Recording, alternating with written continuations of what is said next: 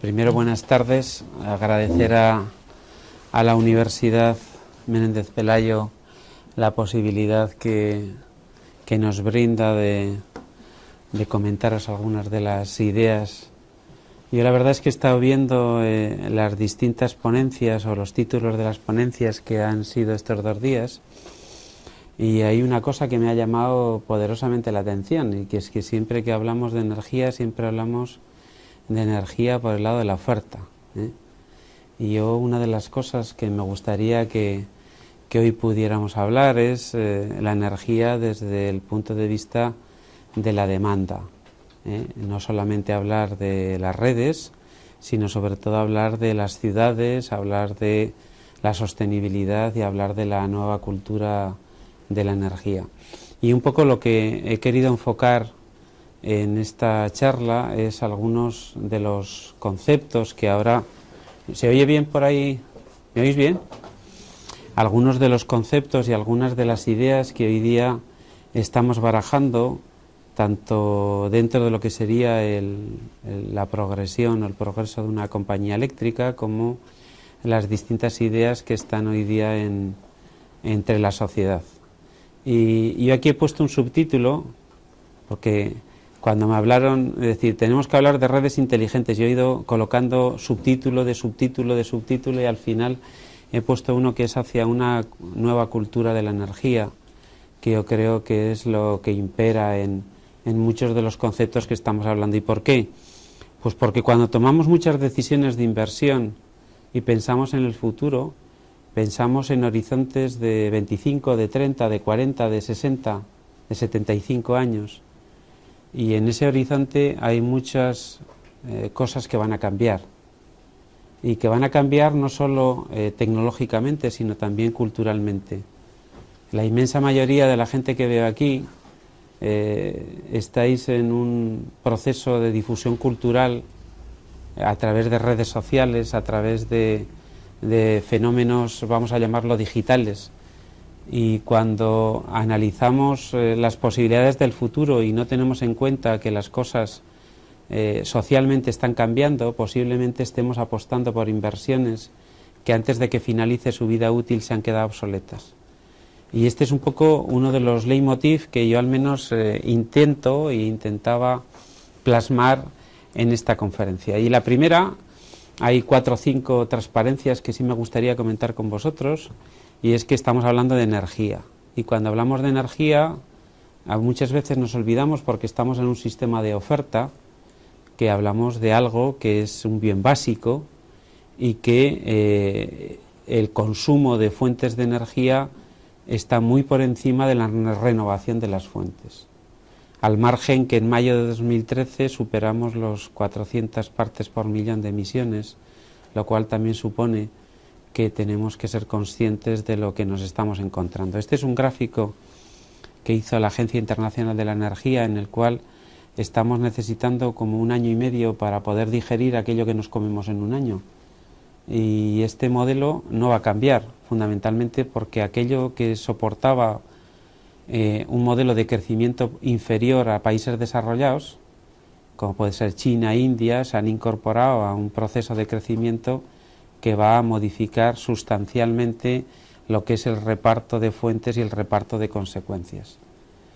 Y no podemos seguir pensando, si hablamos de sostenibilidad, y sostenibilidad no retórica, porque desgraciadamente para todos nosotros la sostenibilidad la tenemos tan desgastada e interiorizada verbalmente que no vale absolutamente para nada, y lo que nosotros estamos apostando es porque nuestras decisiones de futuro o de presente, que hacemos hoy para el futuro, sean una realidad y no sean una entelequia. Hay un punto que hizo REN 21 en el cual, si analizamos a nivel mundial, y un poco para introducir de qué estamos hablando, y el 78% de toda la energía que estamos utilizando son combustibles fósiles, las renovables es un 19%, y REN hablaba de renovables modernas y luego ponía la biomasa. Quizás este es una componente importante, porque la biomasa hace muchos tiempos que ha dejado de ser renovable en muchos conceptos, porque diferenciamos entre lo que es biomasa y lo que es leña, y lo que es la utilización o la esquilmación de recursos naturales para la producción. Aquí hay una discusión importante que no es motivo de esta charla sobre lo que sería el elemento de conflicto entre la producción energética y la producción alimentaria, que en muchos de los conceptos, en muchos de los temas se ha ido hablando. Ese 10% de renovables, si vamos todavía a lo que sería la eólica, la solar, estamos en 1,2. Es decir, estamos en los albores. Me imagino que Alberto, que habrá hablado esta mañana, os habrá contado de cómo ha ido evolucionando todo lo que es la eólica y la solar, que bajo mi punto de vista tiene un futuro impresionante, pero que todavía tenemos muchísimo que crecer. Y yo siempre me gusta poner esta gráfica porque yo estudié ingeniería, luego hice económicas y a mí me dijeron que esto era la representación de una curva de oferta-demanda.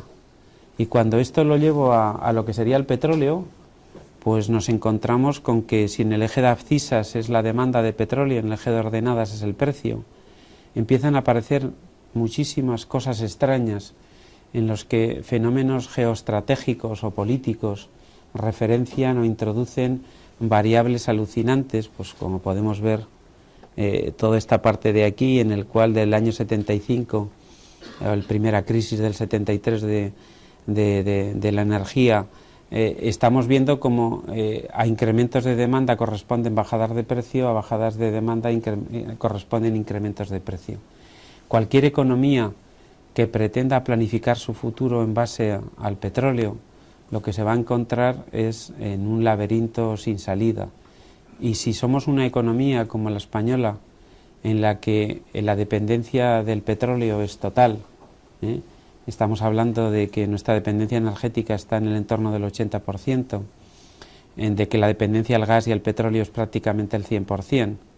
Abajo yo he puesto un cuadro que ahora pues me imagino que está fuera de punto porque es la balanza comercial española, en la cual cuando el petróleo estaba a 100 en dólares el barril, estábamos hablando de unos 40.000 millones de euros, casi un 4% del PIB, que iba a importación de combustibles. Cualquier economía que se base en el petróleo, sea este caro o sea este barato, está abocado a no poder planificar el futuro. Y está abocado a no poder planificar el futuro, primero porque no tenemos las fuentes, segundo porque tienen una componente a nivel medioambiental de emisiones suficientemente importante y tercero, pues porque la eficiencia de todos los elementos que utilizan petróleo son bastante inferiores a los que podía ser la utilización de electricidad. Es decir, la electricidad es una fuente de energía que tiene emisiones cero en consumo, que energéticamente, termodinámicamente, su eficiencia a nivel de utilización, en lo que es climatización o transporte, está a años luz o está bastante superior a lo que posee ser la utilización del petróleo. Esto es una componente importante y cuando estamos hablando, y lo habréis visto a lo largo de todas las ponencias que habéis tenido este curso, estas 2 jornadas, lo que sí está claro es que la dependencia de fuentes externas y sobre todo si son petróleo nos introducen elementos de riesgo de forma clara. Cuando hablamos con lo que es la evolución de la eólica y la fotovoltaica, imagino que lo habéis visto, y yo no voy a entrar en los datos que seguramente habéis visto con mayor profundidad, pero sí para mí hay un punto importante, y es en el caso de la fotovoltaica, cada 2 años estamos doblando la potencia instalada. Estamos cambiando un parámetro de lo que sería una economía lineal a una economía potencial o exponencial. Algunos dicen que si este régimen de 4 ciclos que se ha producido se continuara en el año 2028, lo dice Jeremy Rifkin, en el año 2028 estaríamos hablando de que la fotovoltaica cubriría el 100% de la demanda de energía de todo el mundo. Es una realidad perfectamente comparable, que en el año 76 con respecto a ahora el precio ha bajado 100 veces y solamente es comparable a los precios del almacenamiento de capacidad en servidores a nivel digital o a nivel de lo que sería almacenamiento de datos. Y todos estos parámetros y todos estos elementos que estamos hablando, en cierta manera, volvemos a lo que os decía antes.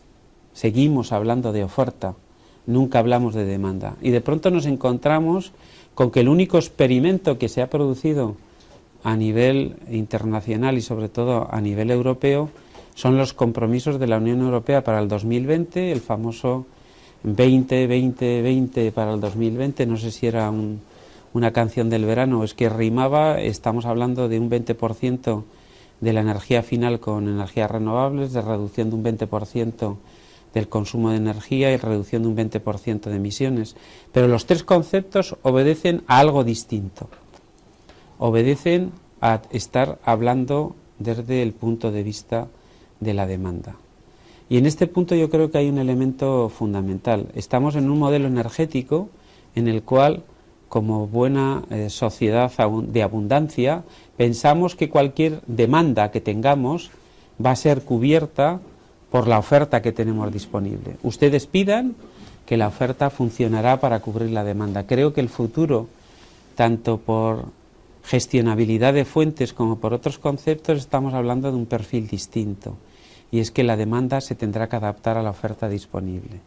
Y para esto, como luego veremos a lo largo de las posibilidades que las redes inteligentes y que la exigencia de las ciudades y de los ciudadanos van pidiendo, lo que nosotros nos encontramos es que esta iniciativa de la Unión Europea, iniciativa que era tremendamente atractiva para el 2020, iniciativa que se ha descafeinado para el 2030, porque aunque hemos incrementado los porcentajes de exigencia, lo que sí está claro es que hemos perdido algo importante, y es la exigencia, el compromiso y el ser vinculante para los distintos países.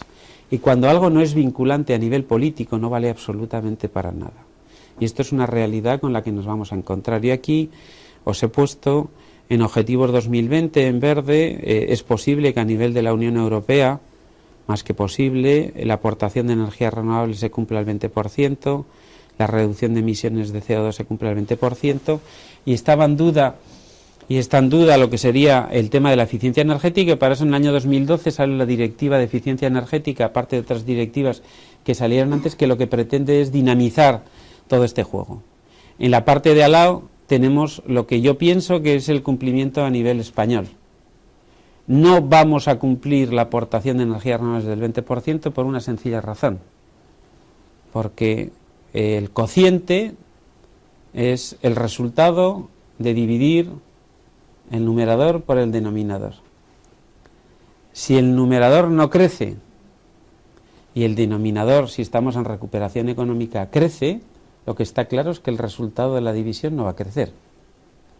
Y si en estos momentos, como decía el comisario Cañete, estamos en el 15,5, aunque antes dijimos que era el 16,9 de cobertura de ese 20%, y se ha manifestado políticamente que vamos a cumplir el objetivo de renovables, si no crece el numerador y el denominador decrece, matemáticamente, con al menos lo que yo he podido estudiar y he podido experimentar, no salen los números. El segundo punto es la eficiencia energética, la transposición de la directiva. En estos momentos, por muchos fondos que creemos y por muchas estructuras que creamos, no existe el elemento fundamental para incrementarse, sobre todo si la economía empieza a crecer. Ha habido una reducción. En estos momentos estamos a nivel de petróleo en la demanda de 1996, a nivel de electricidad en el 2005. ¿Por qué ha bajado? Por la crisis, ha bajado por el ahorro, ha bajado por la eficiencia, pero fundamentalmente por la crisis. Si hablamos de intensidad energética, energía por unidad de PIB, pues cualquier político nos dará que del 1,30 ahora dicen que estamos en el 0,7. A mí me gusta un concepto que es la ganancia energética, que es la intensidad o la derivada de la intensidad, la elasticidad de la intensidad energética. Y lo que sí hemos podido observar en todos estos años, que sí a nivel doméstico se ha cumplido, no se ha cumplido a nivel industrial ni a nivel transporte. Es decir, la economía o la forma de gestionar la energía a nivel español no ha mejorado. Y por tanto, cuando volvamos a crecer el denominador, volveremos a estar en los conceptos anteriores. Yo he puesto un naranja en lo que sería emisiones, porque si las renovables no crecen y la eficiencia no crece, difícilmente vamos a conseguir objetivos de emisiones. El 30 y el 50, por supuesto los objetivos de la Unión Europea del 50 son fantásticos, pero yo a veces pienso que siempre nos dicen, mire, ya le he fijado a usted los objetivos del 2050, hasta el 2049 no me vuelva a pedir otra vez que cambie los objetivos, yo ya he cumplido. El problema fundamental es que para conseguir los objetivos del 2050 hay que tener objetivos al 45, al 40, al 35, al 30, al 25, al 20 y cumplirlos. Aquí no va a aparecer el genio de la lámpara en el cual nos modifique el modelo que estamos trabajando. Y aquí a mí me dijeron que tendríamos que hablar y que sería bueno hablar de lo que serían las ciudades energéticamente sostenibles y por tanto las redes inteligentes, porque obviamente si no hablamos de ciudades energéticamente sostenibles, hacer redes inteligentes cuando la partida no es inteligente es absurdo. Entendiendo que yo al menos siempre he pensado que la inteligencia, las ciudades inteligentes, lo inteligentes son los ciudadanos, y no los, vamos a llamarlo, los inventos o las instalaciones que podamos hacer. Lo que sí es una realidad es que en la ciudad y en España el 80% vivimos en municipios de más de 10.000 habitantes, se consume el 75% de la energía y se emiten el 80% de todas las emisiones de CO2, la mayoría obviamente relacionadas con la energía.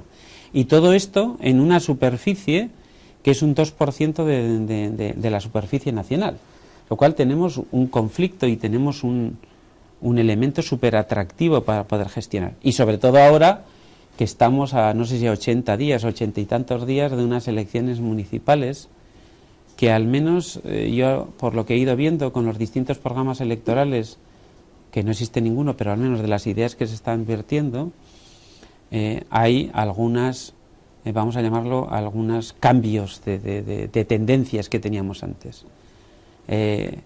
Algunos de ellos en la identificación de los problemas, la inmensa mayoría, por no decir todos, en negativo en la propuesta de soluciones, porque en muchos de los casos lo que hablamos es de identificación de problemas más de que propuestas de soluciones.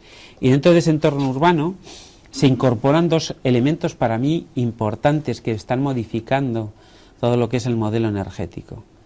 El primero es que hay un total desacoplamiento entre la generación de energía y la demanda de energía. Las ciudades son sumideros de energía, y las centrales, los elementos de generación, están fuera de las ciudades. Y un segundo elemento absolutamente importante, y es que la pirámide de población va cambiando. Y eso significa que aparte de que la pirámide va envejeciendo, las necesidades energéticas y las necesidades de movilidad y de comportamiento son absolutamente distintas. Y el otro día leí un artículo en el cual decían que Japón, un tercio de la población tiene más de 65 años. El segundo país era España, que tenía un 5% de la población de más de 65 años. Las exigencias, las componentes de todo esto en materia energética es fundamental, porque la energía, como antes os decía, es un bien básico y está en todos los sitios. Y lo que no podemos obviar, y podemos pensar la energía como grandes fuentes de generación. Y si analizamos un poco, para mí, cuáles son, hablando de ciudades, cuáles van a ser los drivers, los elementos de cambio, en dos fases. La primera fase, hay un primer tema que es el empoderamiento del ciudadano, por distintas razones. Por razones que pueden ser de motivaciones económicas, sociales, de estilo de vida. La componente de empoderamiento, aunque suene muy mal y sea una traducción del inglés, la verdad es que tiene una imagen absolutamente fiel de lo que significa. Y lo estamos viendo. Y estamos viendo como la voluntad de cada una de las personas está tomando un cariz distinto al que todos conocíamos. Yo muchas veces, y analizamos el consumidor, y este es uno de los ejes que dentro de las compañías de servicios, de las compañías energéticas tenemos que trabajar. El consumidor cada vez tiende a ser más ciudadano, cada vez tiende a ser menos un sujeto pasivo y ser un sujeto activo. Y en esto es lo que tenemos que trabajar.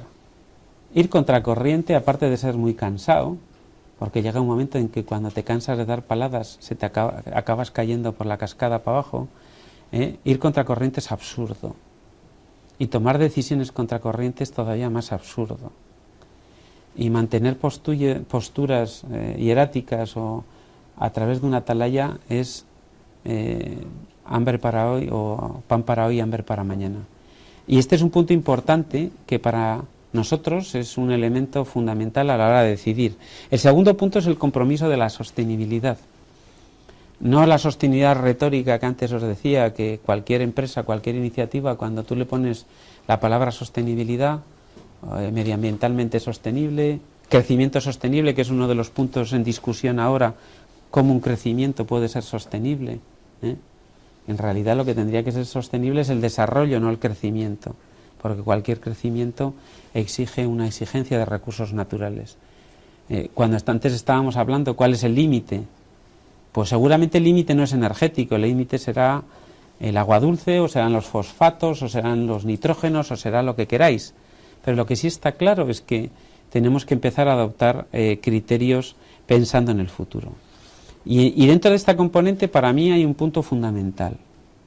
Y el punto es que si yo quiero trabajar en la energía y estoy hablando en las ciudades, estoy hablando de la concienciación ciudadana, la pobreza energética, que es una situación que nosotros desgraciadamente tenemos a raíz de la crisis que estamos padeciendo y de muchos movimientos, es una realidad que no podemos negar. Y no la podemos negar en cierta manera porque el índice de ingresos, los ingresos a nivel doméstico han ido descendiendo y los gastos a nivel energético han ido subiendo. Y muchas veces cuando vemos una estadística media de que el consumo de energía, de electricidad en una familia es del 2,5% de los ingresos, es cierto. Pero es tan cierto como que alguien que tiene una cabeza en un horno y los pies en un congelador, en el ombligo tiene la temperatura ideal. Nosotros nos tenemos que preocupar en un bien básico de cuál es el fenómeno que afecta a lo que sería el abastecimiento de ese bien básico. Y lo que es una realidad que comunidades autónomas o territorios como Andalucía, como Cataluña, que muchas veces, o como Castilla-La Mancha, no solo se están comportando que por encima del 10% de la población utiliza más del 10% de sus ingresos para pagar la componente de las necesidades energéticas, encima se están separando conforme a los últimos 5 años, estamos viendo que están creciendo. Y aquí hay un punto importante porque muchos de los instrumentos que tenemos encima de la mesa, como puede ser el bono social, que el sector eléctrico aporta 300 millones de euros, no son aplicables a su finalidad. El que no tiene 100 tampoco tiene 75. Y el que no lo necesita y se lo aplica, en cierta manera, está haciendo ineficiente el propio esquema. Y cuando estamos hablando desde una compañía energética, este es un tema que tenemos que tener muy claro, porque por A o por B estamos suministrando un bien básico, y ese bien básico lo tenemos que suministrar en base a unos criterios de carácter lógico y ético. Y el tercer punto, que a mí me parece súper importante, es la curva de maduración, y esta mañana lo estábamos discutiendo, y es que las nuevas tecnologías se están incorporando con tiempos de maduración cada vez más cortos. Y apostar por la tecnología con un horizonte de muy largo plazo nos va a provocar muchísimos errores y problemas. Y aquí hay un gráfico que a mí me parece alucinante, que es la curva de adopción de las tecnologías en Estados Unidos para llegar del 10 al 90%. Y si nos miramos, no sé si esto tiene... Sí. Si nos miramos tecnologías como pueden ser el teléfono, la electricidad, los vehículos, la radio, vemos como posiblemente estamos hablando de 50, 60, 70 años. En cambio, si vemos las últimas tecnologías que están en relación con el tablet, con la informática, con la digitalización, con todo lo que queráis, estamos hablando que en 10 años la tecnología ya no es la que era hace 10 años. Con lo cual, cuando apostamos muchas veces por la tecnología del futuro y por una tecnología, nos estamos volviendo a equivocar. Y por eso a mí me gusta hablar de demanda. Me gusta hablar de ver la energía desde el punto de vista no de la oferta, sino desde el punto de vista de la demanda. Y en ese punto, a mí, en el último mes, yo aquí os he traído 5 noticias o 5 noticias que han aparecido en el último mes. Aquí me está dando un frío que se me está quedando el tupé. Yo, con todos mis respetos, me levanto porque uno de los temas de la eficiencia energética es, estamos en lo mismo. Seguramente la temperatura que tenéis allá con la que tengo aquí en el medio es la temperatura ideal, pero yo estoy ya con churretes aquí, ¿no? Entonces, si yo analizo en el último mes las noticias que han salido, algunas son alucinantes. Primero sale Ana Patricia Botín diciendo que, como dice, nos estamos defendiendo de los 4 grandes. Y esto cuando lo dijo y tomó posesión, la gente estaba pensando en el HSBC, estaba pensando en la Caixa, estaba pensando en el BBVA. Acaba la coma, sigue hablando y dice Google, Facebook, Amazon y Apple. Y alguien puede decir, oye, ¿y qué puñetas tiene que ver todos estos con los bancos? Y dices, bueno, ¿y si esto lo llevamos a la telecomunicación, que es el siguiente?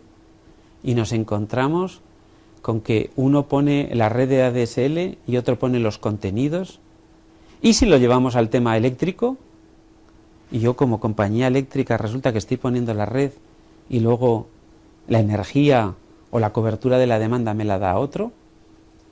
A lo mejor estamos equivocándonos en el proceso. Pero fijaros que en estos momentos los bancos están en un proceso de modificación y las compañías telefónicas también. El segundo punto es cuando aparece el consejero delegado de Apple, el Tim Cook, y estamos hablando de compañías que no están empezando, que no tienen una valoración bursátil, vamos a llamarlo, de unos miles de euros. Y dice que a partir de este momento va a invertir 750 millones de euros en California para que toda la energía que las plantas que tiene Apple van a ser fotovoltaicas. Y establece un acuerdo con First Solar. Efectivamente, First Solar es la competencia de SolarCity, que es de Tesla, pero bueno, es otra casualidad distinta. E invierte 750 millones de euros en que tenga un autoabastecimiento fotovoltaico. Y dice, para mí algo que me parece maravilloso, dice, lo hacemos porque es lo correcto. Y luego continúa y dice, pero financieramente también nos interesa. Este hombre no es una ONG. Pero luego resulta que aparece el señor de Tesla y de SolarCity y dice que en 6 meses estará proporcionando unas baterías domésticas que en cierta manera adiós a la factura de la luz. Aquí con nosotros como sector eléctrico podemos decir, lleva 2 años diciendo esto. Eso tampoco hay que tener ningún riesgo, pero es una aportación adicional. La última semana, la semana pasada, Google anunció que invertía 300 millones de dólares en un fondo que es SolarCity, que es el que tienen estos señores de aquí, para hacer plantas de generación en residencias.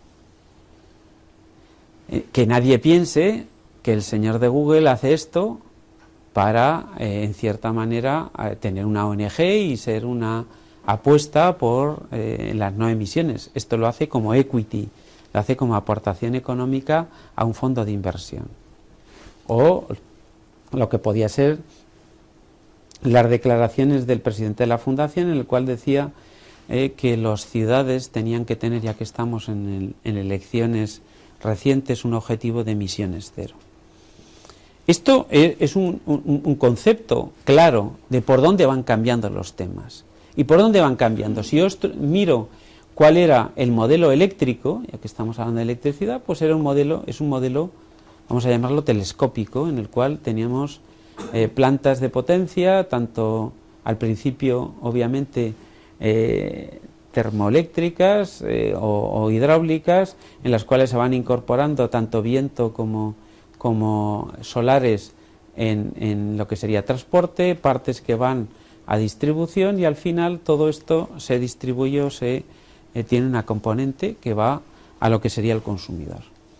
De lo que estamos hablando ahora, y luego veremos por qué, es que las cosas van cambiando. A todo lo que teníamos antes del sistema de distribución, de pronto nos encontramos con un anillo en que las tecnologías de información, de comunicación, las distintas tecnologías que estamos viendo, y que han ido creciendo tanto económica como técnicamente, nos encontramos en un anillo en el cual empezamos a tener una interrelación entre consumidores y entre suministradores para que esto no sea radial, esto no sea telescópico.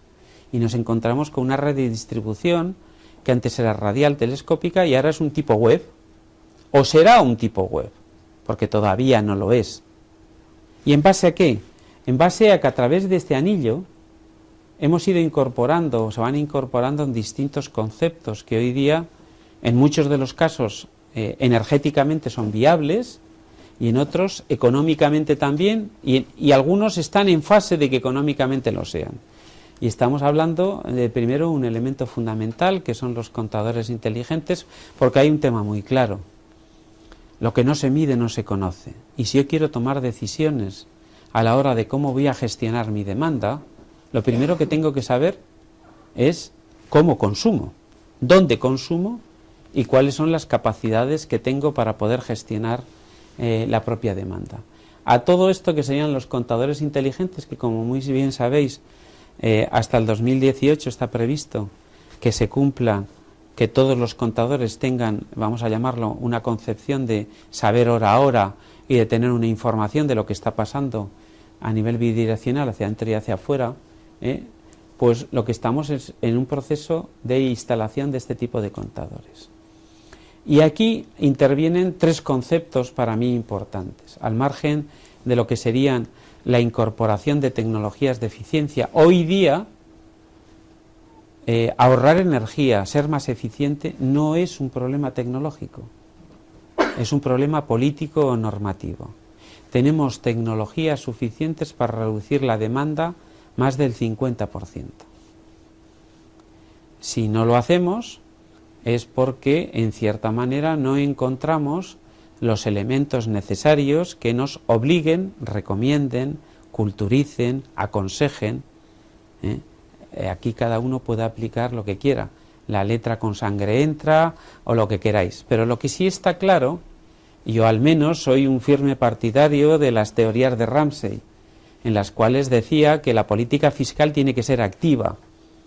La política fiscal no solamente debe ser recaudatoria, que también lo es, esa es la que sufrimos todos, sino debe ser, en cierta manera, que sea capaz de modificar las costumbres, los usos de todos los que consumimos. Por ejemplo, si yo no tengo petróleo, es más ineficiente y contamina, lo que tendría que hacer es que la gasolina, el gasóleo, tuviera una serie de componentes disuasorios que en muchos de los casos no las tiene. Si yo quiero favorecer la electricidad, porque el 70% no tiene emisiones, porque el 80% es autóctono, porque no emite en consumo y porque es más eficiente, lo que tendría que hacer es liberar a la electricidad de impuestos y de costes para que fuera más competitivo que lo que es el petróleo. Curiosamente, a nivel nacional, a pesar de que a nivel europeo, y venía en la carátula del curso, todos apostamos por la electrificación de la demanda como componente no solo de reducción de emisiones, sino sobre todo de mejora de la eficiencia. Tenemos una no política energética, y digo no política porque no creo que alguien la haya pensado, en la cual favorecemos lo que no tenemos y perjudicamos lo que tendríamos que fomentar. Y esto es una realidad. Y esta realidad no se transmite ni económica ni culturalmente a todos los que estamos trabajando o somos consumidores de energía. Y luego hay dos componentes importantes que están aquí, uno es el vehículo eléctrico y otro es la generación distribuida. Vehículo eléctrico. Yo aquí lo que he buscado es intentar buscar, ya no es el coche ese que antes hablábamos, de que para meterse dentro había que ser pues o gimnasta o alguien, un contorsionista, para poder entrar, y por supuesto sin equipaje. Estamos hablando que hoy día tenemos una gama, una oferta de vehículos absolutamente competitiva con respecto a otras fuentes. Efectivamente, en España, como en otras muchas cosas, no somos el paradigma de esto. En España hay matriculados a fecha actual unos 1.700 vehículos. En Noruega hay 15.000 y tienen 10 veces menos la población. Y 15.000 han sido en los 2 últimos años porque ha habido una política de tasas y fiscal activa de favorecer el vehículo eléctrico frente al vehículo de combustión interna, a pesar de que ellos tienen petróleo y nosotros no lo tenemos. Entonces, en este punto lo que sí está claro es que yo aquí he cogido un ejemplo hecho por Nissan, de 2 vehículos de Nissan comparables, en el cual un vehículo eléctrico de este Nissan, el Nissan Leaf, tiene 17,3 kilovatios hora de consumo a los 100, y el diésel este de Nissan tiene 52,6 o 6. Incluso a nivel de costes, el eléctrico tiene 1,54 y el diésel tiene 7, a pesar de que no existe una relación homogénea entre el coste de la electricidad y el coste de los combustibles. Y aquí tenéis un poco lo que os decía, que alguien puede decir, bueno, mira, esto es proyectos piloto, esto es cara a la galería. Bueno, pues cara a la galería, pero del año 2012 al 13 y se ha mantenido en el 14, estamos multiplicando por 2,5 y por 3 veces el número de vehículos. Y aquí hay un punto que aquí sí que me gustaría detenerme. Cuando estoy hablando de movilidad, yo no estoy hablando de movilidad eléctrica, estamos hablando de ciudades, estamos hablando de movilidad sostenible. Y dentro del diseño de las ciudades y lo que luego veremos en lo que serían las dimensiones de las ciudades, la primera componente de la movilidad es en la peatonalización. Lo que sí está claro es que si una ciudad se ha producido una privatización del espacio público, la gente no va andando a los sitios porque no tiene dónde ir. Yo voy andando, si son 500 metros, 600, 700 metros, es porque voy de punto a punto. Si yo voy en las zonas nuevas y no hay ninguna puerta, ningún comercio, ¿dónde voy a ir? En tema de bicicletas, exactamente lo mismo. El problema no es la disponibilidad de bicis, es el que los ciclistas lleguen a casa enteros al final del día, o con la completa seguridad. Tenemos el caso de Copenhague, que aspira a llegar en el 2025, ahora está en el 37%, a que el 50% de todos los desplazamientos sean en bici, y está haciendo una política de protección de los carriles bici. No es un carril compartido, como puede ser en muchos de los casos. Tan peligroso es el carril compartido del ciclista con respecto al coche como el del peatón con respecto al ciclista, que en muchos de los casos el pintar un trozo de la acera de otro color supone que el peatón ya tiene que darse cuenta que por ahí puede pasar una bici y lo puede atropellar en cualquier momento. Lo que sí está claro es que hablar de movilidad eléctrica o hablar de movilidad sostenible es un parámetro, vamos a llamarlo secuencial. Y el parámetro secuencial es peatonalización, bici, transporte público y después transporte privativo. Nunca podemos estar hablando de sustituir un vehículo de combustión interna por un vehículo eléctrico. El siguiente punto es la generación distribuida. Y aquí tenéis un diagrama que hizo McKinsey. La mayoría de los que trabajamos en sectores energéticos, cuando McKinsey, Boston o todos dicen algún diagrama, automáticamente nos lo creemos porque pensamos que nadie los va a discutir. Y en ese punto, pues lo que sí está claro es que hoy día la generación distribuida es una realidad importante. Es una realidad importante, salvo en este país, que no tenemos normativa a favor ni normativa en contra, y que somos el primer país que con una amenaza de normativa en contra se ha provocado un posicionamiento de miedo, porque somos un país de que, ojo que viene el lobo. Claro, si el lobo tiene unos colmillos que le llega a la altura de la cintura, pues es para tentarse la ropa. Lo que sí está claro es que la generación distribuida es una realidad, lo está siendo en California, lo está siendo en Alemania, lo está siendo en otros países. Razón de más lo será en un país que hay sol. En Alemania en estos momentos hay 37.000 megavatios, en España hay 4.000 fotovoltaicos, ahí son distribuidos, aquí son centralizados. Y además, cuando hablamos de Alemania, en Alemania hay potencia y no hay sol, aquí hay sol y no hay potencia. Y esto es una realidad. Y nosotros, yo como sector eléctrico, lo que tengo que ver que esto es una oportunidad de negocio. ¿Por qué? Porque igual que tengo centrales de gran tamaño, puedo tener centrales de pequeño tamaño. Y si yo lo uno esto con el anterior, encontraremos la simbiosis perfecta. y es que yo voy a tener vehículos eléctricos con capacidad de almacenamiento, y esa capacidad de almacenamiento que me va a potenciar mi sistema fotovoltaico va a estar en movimiento, va a estar doblemente utilizado.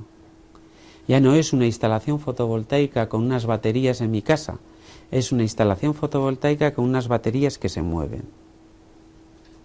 Y la tecnología y las redes inteligentes que estábamos hablando lo que tienen que permitir es esto. Las redes permiten transmitir energía, eso no hay ningún problema. Y tenemos coeficientes de calidad por encima del 99%. Y tenemos algo que se llama TIEPI, que es tiempo de interrupción de suministro, que está a niveles que nunca podríamos haber soñado. Lo que nosotros tenemos que implantar es que esa electricidad no se mueva de forma radial, sino se mueva de forma tangencial, de forma bilateral, de forma en el mismo nivel. Y yo como compañía eléctrica, lo que me interesa es que se mueva la electricidad. Yo creo que no tengo que ser una commodity a futuro, sino lo que tengo que dar es un servicio para que la gente cubra sus necesidades. Y la unión del vehículo eléctrico con la generación distribuida es un elemento rompedor absolutamente. Esto es lo mismo que si la fotovoltaica sirviera como cerramiento. El coste de la fotovoltaica se reduciría considerablemente. ¿Por qué? Porque sería un elemento arquitectónico. Esto todavía tampoco lo hemos conseguido, pero es un elemento a tener en cuenta. Y el tercer punto es... no sé por qué se mueve esto.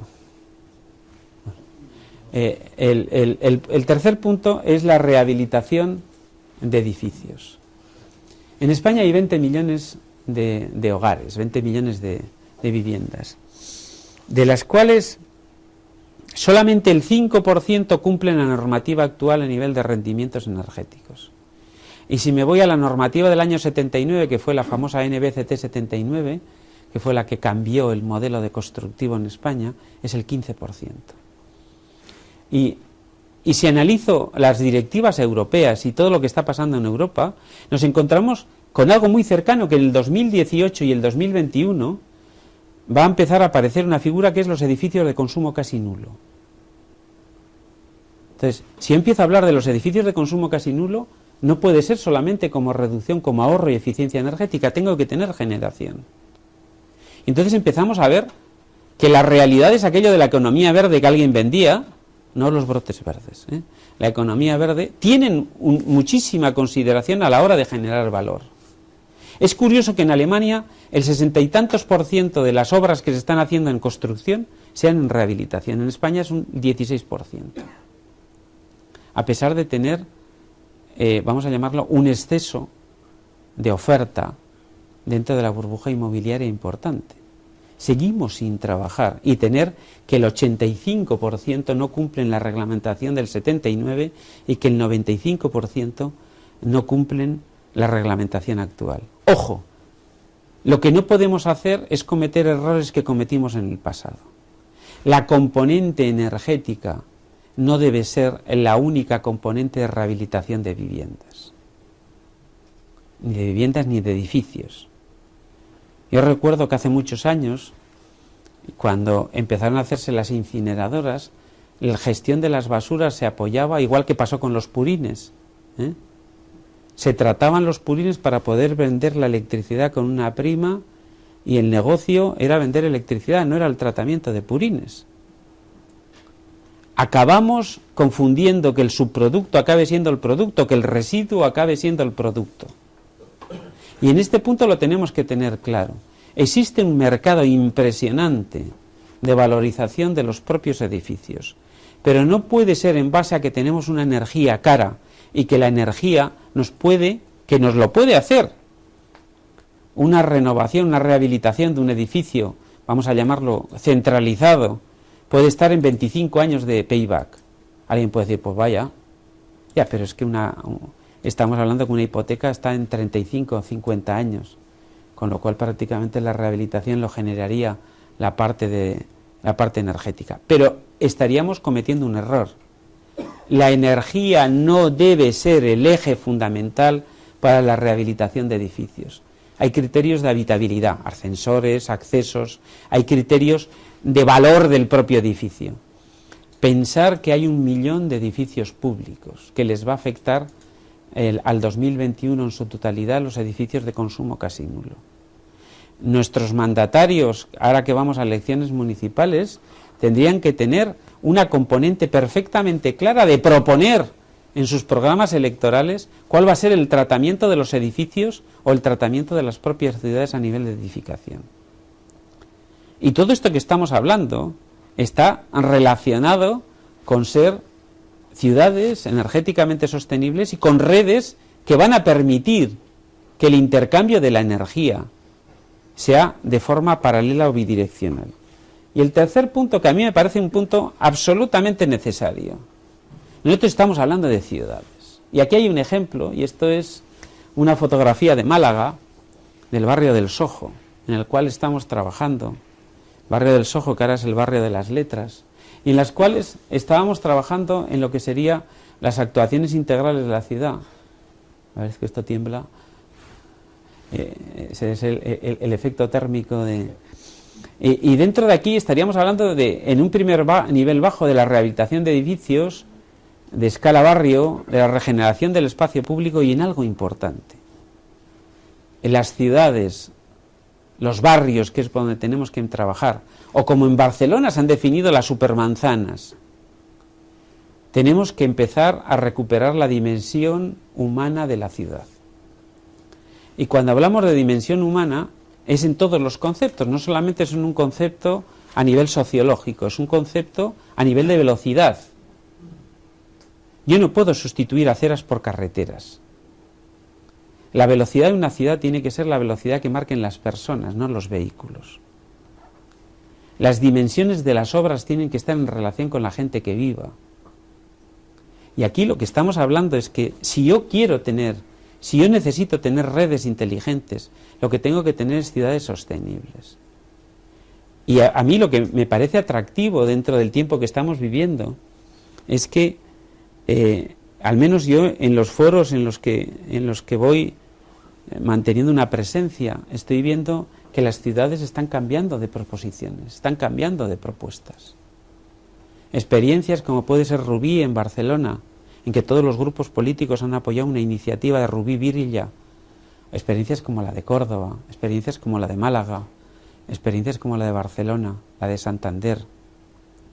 No me vale para nada lo que hoy publicaba el IES de cuáles eran las 8 ciudades más sostenibles, y aparecía primero Barcelona y segundo Madrid. Yo vivo en Madrid, y Madrid no es sostenible. Efectivamente, por volumen, por movimiento económico, sí soy más sostenible que Málaga. Málaga era la última de las 8, cuando todos conocemos que la realidad y el esfuerzo es absolutamente claro.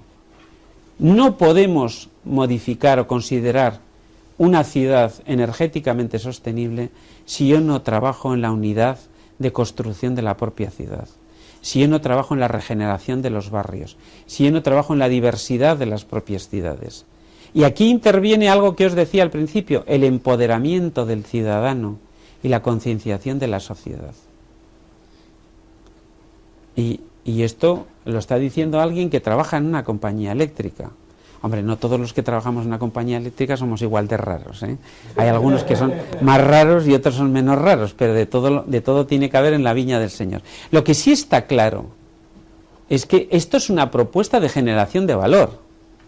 Y esto es una propuesta de futuro, en el cual, para mí, hay un punto absolutamente importante, y luego me referiré, después de esta, que es el esfuerzo que estamos haciendo en Málaga, a que nuestro objetivo debería ser convertir al consumidor en ciudadano. Todo esto está relacionado con la gestión de la demanda, está relacionado con cómo me voy a comportar energéticamente. Y yo como compañía voy a estar ahí, y vosotros como consumidores, yo como consumidor voy a estar ahí. Y este es un punto importante. Y antes, como os decía, de cuál es nuestra preocupación, estas son la experiencia que hicimos en el Smart City de Málaga. Y estamos hablando de un elemento con 72 centros de distribución, con una conexión renovable de 13 megavatios en media tensión, de 95 kilovatios en baja tensión, estamos hablando de 11.000 usuarios, en el cual se hizo una experiencia piloto, que en los análisis que hemos hecho internamente ha sido una experiencia piloto absolutamente exitosa, de cómo una red se puede gestionar de forma distinta. Y cómo hoy día, como antes os decía, existen tecnologías que nos permiten configurar el mundo energético de forma distinta. ¿En base a qué? En base a que hoy día las tecnologías de información, de comunicación, los avances tecnológicos nos están convirtiendo de consumidores en ciudadanos, nos están convirtiendo en alguien mucho más exigente. Si yo como compañía energética soy capaz de asumir ese reto, lo que no me cabe ninguna duda, que voy a tener continuidad. Si yo no soy capaz de asumir ese reto, las voy a pasar muy mal, porque voy a ir en contra de lo que me piden mis clientes. Y este es un punto importante en el cual no podemos prescindir. Y ante todo, yo lo que sí os diría, y para acabar, esto no es un problema tecnológico. Las redes inteligentes son una realidad. Las tecnologías son una realidad. Es un problema de voluntades políticas, sociales y de exigencia. Y si yo tengo esa posibilidad, lo que quiero, en cierta manera, es poder desarrollarla. Yo quiero diferenciarme del resto, me puedo diferenciar del resto, pero en muchos de los casos el tener voluntad propia no supone el poderlo hacer del exterior. Y todo esto, para que veáis, esto es un proyecto que iniciamos hace 2 años, que es Ciudad y Energía, que empezamos en Endesa, en el cual esto se presentó en Málaga en octubre del año pasado. ¿De este año fue? Sí, hace 6 meses fue, ¿no? Hace 6 meses, en el cual incluso nosotros desde dentro, es decir, nuestro objetivo es cubrir las necesidades del consumidor de forma eficiente. Y alguien puede decir, oiga, mire, usted es una compañía eléctrica, no me diga que quiere que sus clientes ahorren energía. Yo tengo una cosa muy clara: si tengo un sobredimensionamiento de mis infraestructuras y de mis inversiones, son porque la energía que suministro ha desaparecido porque no era eficiente, no se necesitaba. Lo que tengo muy claro es que lo que va a perdurar en el futuro es la eficiencia y la energía o las necesidades energéticas que demanda la gente. Si yo apuesto por lo que es etéreo, no puedo poner, esto es lo mismo que en contabilidad muchas veces decimos, me financia a corto en necesidades a largo, cratacras. Yo tengo que apostar a largo lo que sea largo y a corto lo que es a corto. Y esto es una realidad en la que estamos trabajando. Y estamos trabajando no 4 locos, si estaremos 5, 6, 7, 8, 25, pero esto es la realidad del futuro. Y la realidad del futuro pasa por ciudades energéticamente sostenibles, vamos a quitarlo de energéticamente, ciudades sostenibles, a través de infraestructuras que sean absolutamente inteligentes. Pero en realidad lo que estamos hablando no es de las redes inteligentes, estamos hablando de los ciudadanos inteligentes, que exijan y utilicen todo lo que tienen a su disposición. Y yo siempre digo lo mismo, esto es una fotografía que vi que salió publicada hace un mes. No creo que sea inteligente esperar a que se funda el hielo.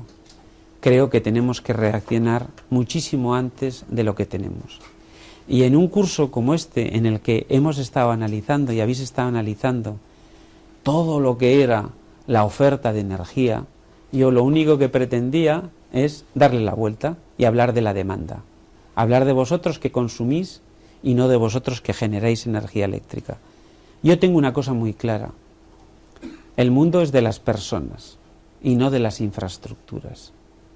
Si las empresas están de acuerdo con la sociedad, seguirán creciendo. Si no están de acuerdo con la sociedad, morirán antes de lo que se piensa.